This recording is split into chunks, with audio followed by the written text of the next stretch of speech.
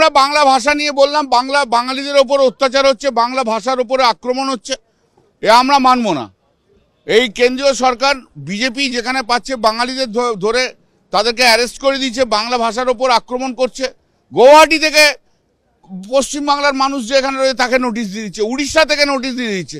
এ অমিত শাহ কি ভাবছে কি বাঙালিদের ভয় দেখানো যায়? বাঙালিকে জানে না। বাঙালি কিন্তু স্বাধীনতা আন্দোলনের প্রথম 1 নম্বর জায়গায় স্বাধীনতা আন্দোলন রয়েছে। গুজুরা ছিল না ওখানে, একটাও গুজু ছিল না। গুজুগুলো সব ইয়ের সঙ্গে হাতে হাত মিলিয়েছিল, নাথুরাম গডসের সঙ্গে হাত মিলিয়েছিল। এরা কি করে বুঝবে বাঙালি সবচেয়ে আগে আছে, বাঙালি সবচেয়ে আগে থাকবে। যতটা লড়াই করে ততটা লড়ে নেবো আমরা, মমতা বন্দ্যোপাধ্যায়ের নেতৃত্বে লড়ে নেবো। গুজু যদি ভেবে থাকে যে সব ভয় দেখিয়ে করবো, বিজেপি যদি ভেবে থাকে তাহলে হবে না। গুজু চলে যাবে, বাঙালি থাকবে।